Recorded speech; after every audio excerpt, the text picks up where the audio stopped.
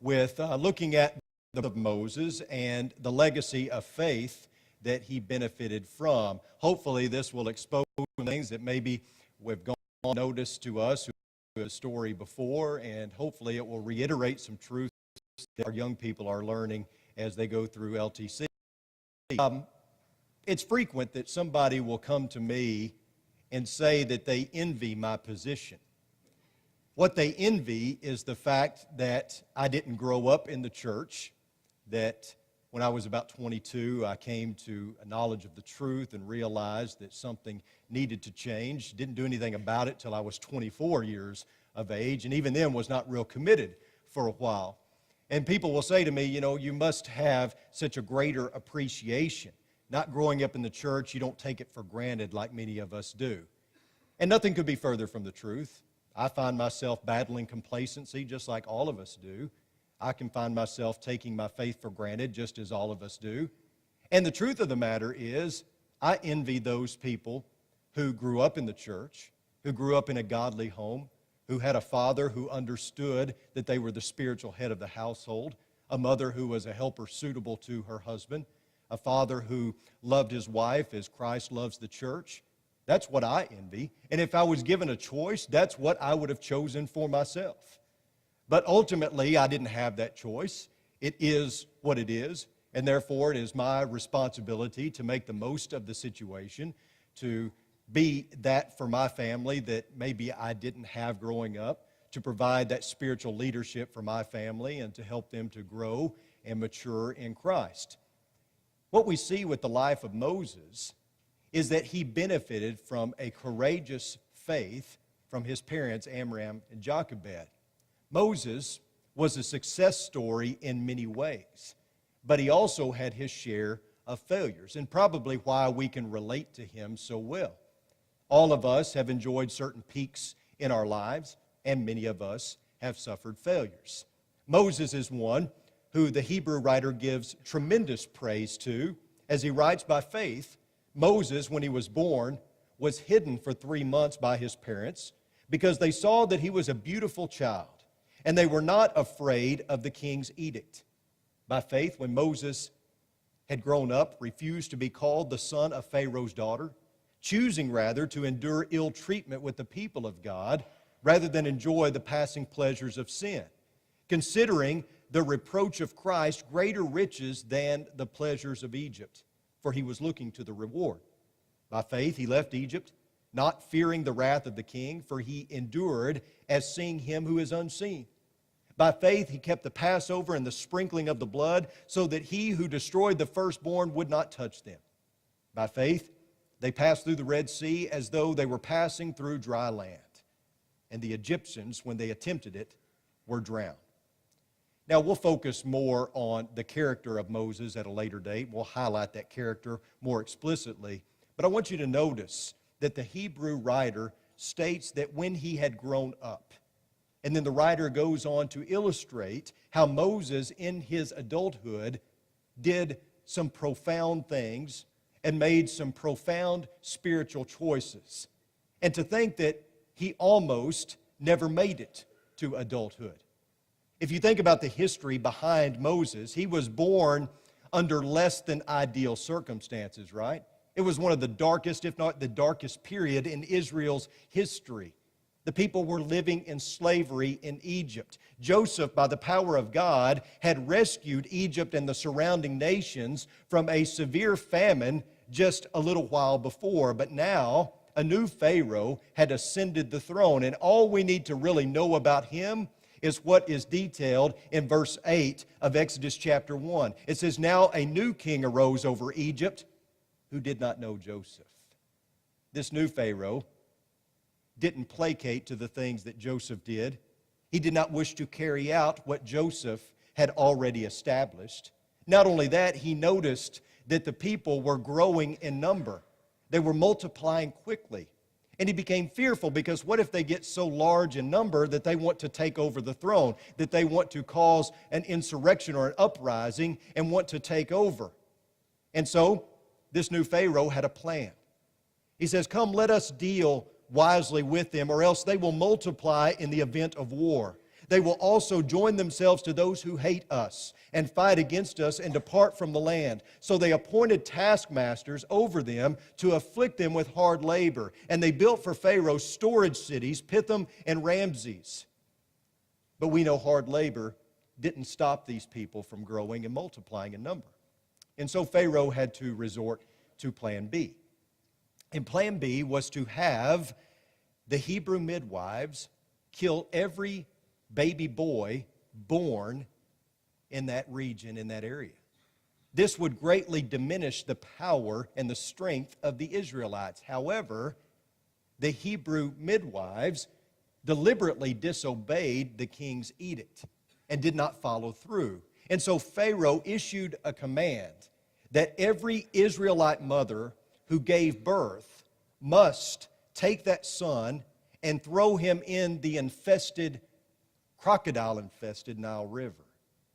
So you think about this, and think about as a parent what this must have been like. Now remember, this was in the time before ultrasound, so you didn't know whether your wife was having a boy or a girl. And so you anxiously anticipate that day that they come into the world. You are excited but very nervous as well. What if it's a boy?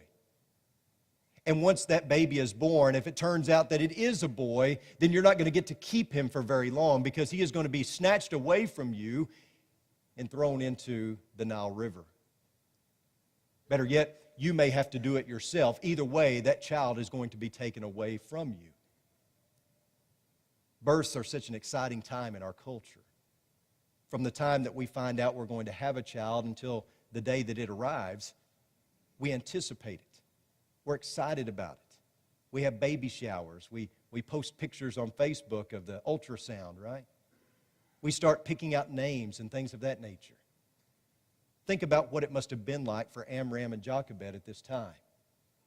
Yes, they would have anxiously anticipated the day of the birth of their child, but they also would have been very nervous and fearful because what were they going to do? Would they risk disobedience and try to hide the child and keep him? Or would they turn it over so that it could be thrown into the crocodile-infested Nile River? Put yourself in their sandals for a moment. The day of delivery finally arrives. It's a newborn son, and he's healthy, he's beautiful. You cry tears of joy. But this heartwarming moment is quickly dismissed with the reality that the king's men are going to come looking for him very soon. Think about the reality of sitting in your home and one day those soldiers storm in and you've hidden the child so that hopefully they wouldn't find him.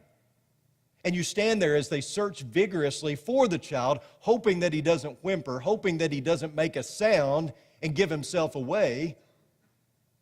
And if he does, of course, he's going to be snatched away from you.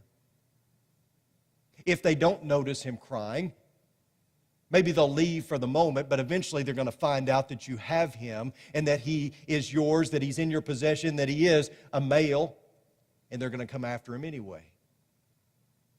What if Amram and Jochebed had been discovered to be with child? What if they had been discovered to have this boy named Moses? What if they tried to hide him but to no avail? And the soldiers pressed in on him and found the child? What do you think that the parents would have done? I feel confident that they would have fought to keep him. I feel confident that they would have done everything in their power to make certain that they saved the boy from certain death. And I think all of us in that situation would probably do something similar.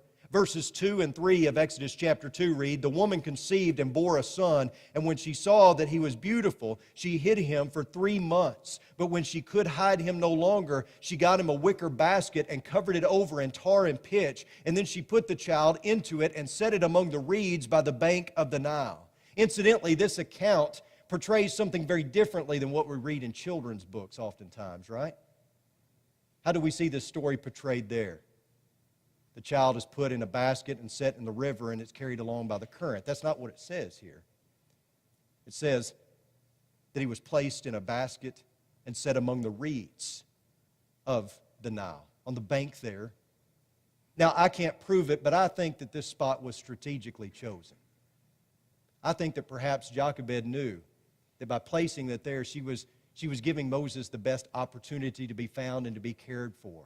Maybe it's a stretch, maybe it's a reach, but perhaps she thought that the daughter of a murderous and barbaric king would have enough love in her heart to take this child in rather than to see it die. And if that's what she thought, then she was spot on in her assessment. Because that, of course, is what happened. The daughter of Pharaoh comes along at just the right time and ordered her servants to retrieve that basket concealing the baby. And verses 6 through 10 of Exodus chapter 2 say this: When she opened it, she saw the child, and behold, the boy was crying. And she had pity on him and said, "This is one of the Hebrews' children." Then his sister said to Pharaoh's daughter, "Shall I go and call a nurse for you from the Hebrew women that she may nurse the child for you?" And Pharaoh's daughter said to her, "Go ahead." So the girl went and called the child's mother. Then Pharaoh's daughter said to her, "Take this child away and nurse him for me, and I will give you your wages." So the woman took the child and nursed him. The child grew, and she brought him to Pharaoh's daughter, and he became her son. And she named him Moses, because she said, "I drew him out of the water." What if? What if Moses had not been retrieved that day? What if the Nile River swelled due to rain and overtook that basket that was sitting there and carried it away? What if a predator came along and decided to devour the young child as food? You think about all the what ifs in that situation. What if Jochebed and Amram chose to just simply give the baby up as soon as he was born because they felt like they had no choice, right? They were going to find out anyway, so therefore they just gave him over and he was tossed in the river. We'd have a very different story, wouldn't we? But thankfully, that's not what happened.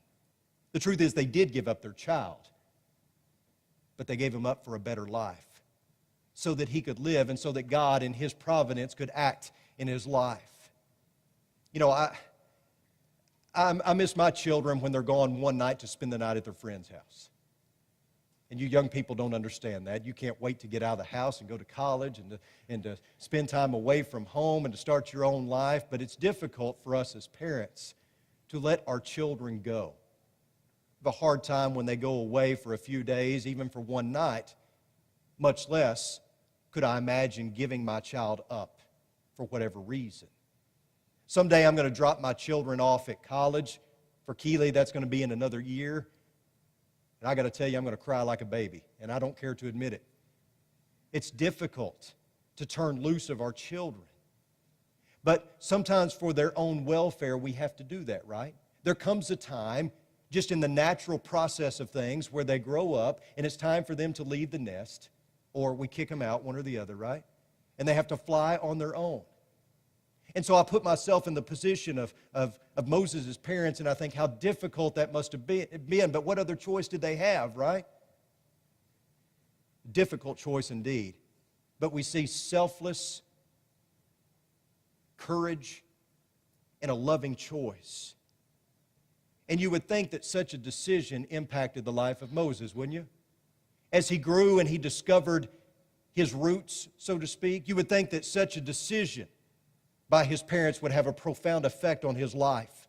Chapter 11 of Hebrews, verse 23, by faith Moses, when he was born, was hidden for 3 months by his parents because they saw that he was a beautiful child and they were not afraid of the king's edict. We read that a moment ago in its entirety, and think about how many times you see the phrase by faith. By faith, over and over again we see that phrase. You think of the faith that it took for Amram and Jochebed to put their child into a wicker basket and place him in those reeds. You think about the faith that it must have taken to be willing to give up their child. The faith that it must have taken, the courage that it must have taken to disobey the king's edict, to determine that they were going to do whatever necessary in order to keep this child from being tossed into the Nile. I want you to notice something else within this verse, something that's also mentioned in Exodus 2 and verse 2. It states that she hid him for 3 months because of why? Because he was a beautiful child. And when you first read that, it's easy to pass over it or to look at it as something so simple and elementary. I mean, what do you mean he was a beautiful child? Everyone thinks their child is beautiful. We all think we have beautiful children. Nobody thinks their baby is ugly. And if we think that, like I said this morning, we'd never tell you, right? That's a must-lie situation. Everybody's child is beautiful. But the King James Version says a proper child. Notice that beauty or beautiful may suggest that he was no ordinary child. In other words, perhaps Amram and Jochebed saw something special in their child. But again, that doesn't necessarily narrow it down or clarify, does it? We all think our children are special. We all think they're going to be the next Nolan Ryan or the next math whiz or the next astronaut or president or whatever. We all think our children are special. So what was it about Moses that his parents saw that would make them think that he was set apart or different than all other children? Well, think about Genesis 15 and verse 13. You might have to stay with me here. God said to Abram, "Know for certain that your descendants will be strangers in a land that is not theirs, where they will be enslaved and oppressed 400 years." Now we know that time has slowly ticked by and is almost up. The people had to be wondering when God was going to step in and follow through with what he had said to Abram. The Bible tells us that Amram and Jochebed did promise that they were living by that promise, that they were living by faith, and what they did was by faith. We think about where does that faith come from. We know that from Paul's writing in Romans 10 and 17 that faith comes by hearing and hearing by the Word of God. Well, Abraham had been promised that God's people would be enslaved for a period and then be delivered. That period, of course, was nearing its end. And I just wonder if perhaps the Holy Spirit made this known to Moses' parents. I don't know for sure. It's merely a thought on my part. One thing I do know, the Bible says that Moses was hidden for 3 months by his parents because they saw that he was a beautiful child. Maybe they knew. Perhaps they were confident that God was going to use this child, or so it seems that they were. I mean, they had tremendous faith, right? That was their motivation behind all of their actions, a faith that was enduring, a faith that at least saw the possibilities of God, a faith that dared to act in spite of the king's edict, a faith that trusted in the providence of God. The faith of Moses' parents would be a faith that he would parallel through his life, that he would exhibit as well as he grew. We're going to discuss that faith more at a later date, but notice again Hebrews 11, this time verse 24 and following. By faith, Moses, when he had grown up, refused to be called the son of Pharaoh's daughter, choosing rather to endure ill treatment with the people of God than to enjoy the passing pleasures of sin, considering the reproach of Christ greater riches than the treasures of Egypt. For he was looking to the reward. By faith he left Egypt, not fearing the wrath of the king, for he endured as seeing him who is unseen. I see a lot of the same attributes that we can glean from his parents in the life of Moses, right? Moses saw things for what they were. The treasures and honor of Egypt may have looked appealing to the world, but not to Moses. Moses saw them for what they were, and he chose rather to endure ill treatment with the people rather than to cater to immediate gratification. He chose instead delayed gratification. And by the world's standard, even today, it must have been a very silly decision. Who wouldn't choose earthly prosperity and honor? But Moses saw things for what they were. He saw that it was much greater to endure that ill treatment and get the eternal reward rather than some earthly reward. As I said, from a worldly perspective, it must have been very silly. But we see over and over again that Moses didn't operate by the world's standard. By faith, he refused to be called the son of Pharaoh's daughter. By faith, he left Egypt. By faith, he kept the Passover and the sprinkling of the blood. Moses had great faith, and that is what motivated him in his character. It's interesting to see in Hebrews 11 the contrast between what we find in Exodus chapter 3 when God first visits Moses, and again, something we'll talk about a little later. But Moses shows us what faith can do. It shows us how it can totally transform a person's character. And it's amazing what God can do with people who have tremendous faith. There is no doubt that Moses benefited from a wonderful legacy of faith. I have no doubt that he was told the story of his upbringing, how he got to the point of where he was at, how his parents exercised great faith and courage and love to see that he wasn't put to death, but rather that he had have the opportunity to be God's deliverer. There's no doubt that Moses benefited from a legacy of faith that began when his mother showed great courage, undying love, and tremendous faith herself. And we fast forward to the end of Moses' life, and we see just what an impact his parents' legacy made on his life. In Deuteronomy 34, beginning in verse 10, it reads, "Since that time, no prophet has risen in Israel like Moses, whom the Lord knew face to face, for all the signs and wonders which the Lord sent him to perform in the land of Egypt against Pharaoh, all his servants, and all his land, and for all the mighty power and for all the great terror which Moses performed in the sight of Israel." Again, I love the story of Moses because it shows what one man can do and the difference one man can make when God is on his side, when he trusts and has faith in God. We see that throughout the Bible, don't we?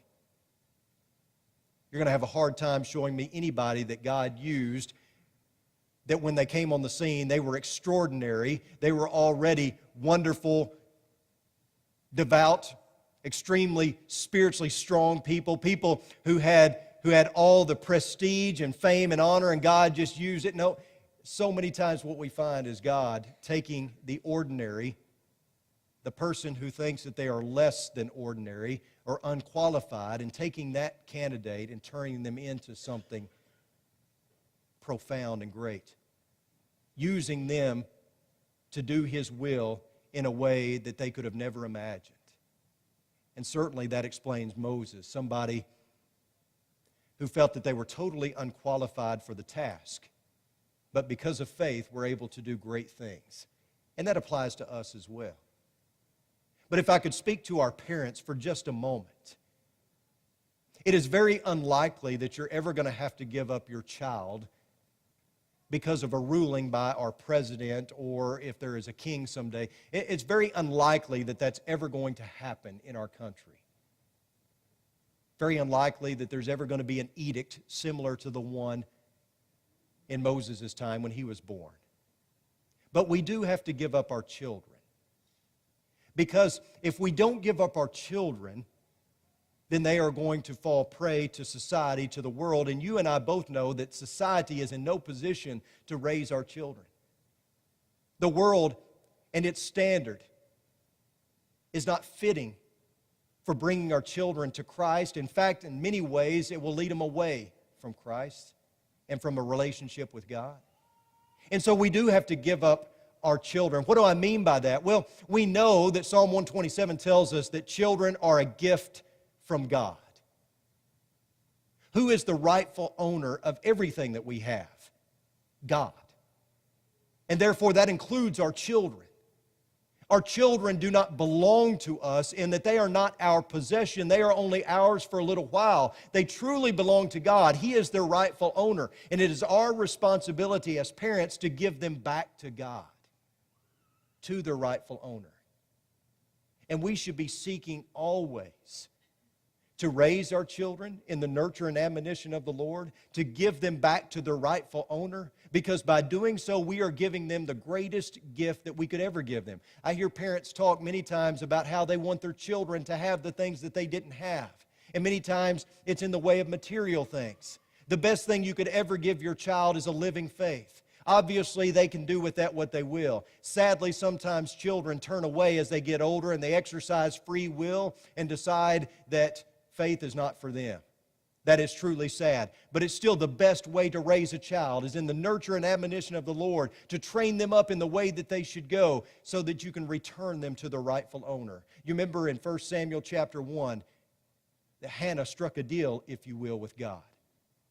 Give me a son and I'll give him back to you. In essence, that's what she said. She was totally distraught because she was barren. She was unable to have children. To make matters worse, her rival Peninnah was totally and constantly mocking and ridiculing her. She was saddened. And she prayed to God, give me a son and I'll give him back to you. May that prayer be our prayer. That as God gives us children and blesses us with children, that we give them back to Him. That we return them to their rightful owner. You're going to give your children to something, either to God or to the world. And I hear parents say many times, well, you know, my son, he's just a good son. He's just a good kid. We've got many good kids here, got many great kids. Do you want a good kid? Or do you want a godly kid? We've got many godly kids here. I, for one, want a godly child. I want the standard not to be good. I want the standard to be godly. And the only way you can have a godly child is if you give them back to God. If you return them to their rightful owner. If you do like Amram and Jochebed and decide, you know what, I'm not going to let the pagan world around me snatch my kids away from me. I'm going to give them to the rightful owner. Now, doing that is going to cause some heartache and it's going to cause some pain because you're going to have to set some boundaries. You're going to have to determine that there's certain things that they can't watch, that they can't listen to, that they can't go to the internet and surf. There's going to be certain things that they can't be given to. They don't have a right to privacy. There's certain things that they are not going to be privy to, certain things that they are not going to be allowed to engage in, that maybe everybody in their inner circle engages in. I tell my children all the time, I will not allow the Lord's church to impose restrictions on you that are not biblical or that are only opinion. So many times I see preachers' children treated differently or placed on a higher plane simply because they're the preacher's children. And when I first got into ministry, I promised myself and my children I would not let that happen. However, you will be treated differently by me and hopefully by everybody else because you're a child of God, not because you're a preacher's kid. That's not the standard. Being a preacher's kid or an elder's kid is not the standard. Being godly is the standard. And because you are godly, you will be set apart. You will be distinct. There will be certain things that you are not privy to and certain things that you shouldn't engage in that are not worthwhile because I feel like and your mother feels like that they don't promote a strong spiritual character or atmosphere, right? We can't always understand that as children, but we'll understand one day that it was to our benefit. I encourage all of us to seek, as we talked about this morning, a deeper relationship with God, to grow in the faith. I encourage our parents, do like Hannah and return your child to his rightful owner. And children, make that responsibility that your parents have a lot easier by obeying your parents and honoring your mother and father. That's godly. And maybe you're sitting here tonight and you're hurting, you are in need spiritually. Maybe you need the prayers and support of this church family. We want to help you with that. And as always, if you're not a child of God, why not tonight? Why not put on Christ in baptism and become a child of God and secure your eternal future by living faithfully from this point on? Whatever your need is, come now as we stand and as we sing.